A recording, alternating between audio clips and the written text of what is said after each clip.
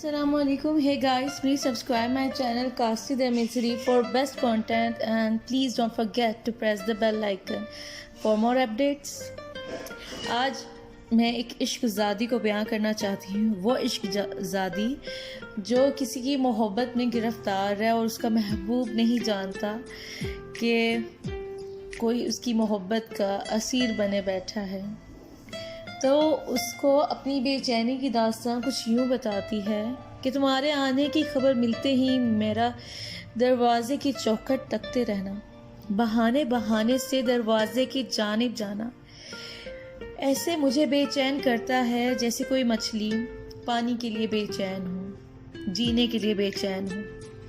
آنکھیں اس طرح در کو تکتی ہیں جیسے کوئی مور آسمان کو تکتا ہے بارش برسنے کی خاطر. اور جب تم آتے ہو تو دل مہک اٹھتا ہے جیسے کوئی بہار کے موسم میں کلی کھل گئی ہو. دل تم سے قربت مانگتا ہے. تمہارے لہجے کی تاثیر میری روح کو خوشبودار بناتی ہے. تمہاری مسکراہٹ میرے رخسار گلاب کے پنکھڑیوں کی مانند ہو جاتے ہیں. ہائے وہ لمحے جب تمہاری ایک دید سے میری حسرت محبت بڑھ جاتی ہے، یہ جانتے ہوئے بھی کہ شاید قسمت کی ڈور ہمیں ایک نہیں کر سکے گی، اس کے سرے کبھی بھی ہمیں ایک ساتھ نہیں باندھ سکیں گے.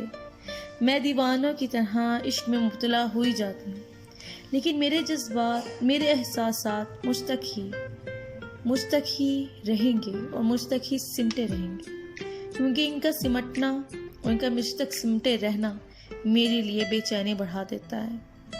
میں عشق زادی ہوں. عشق میری فطرت ہے.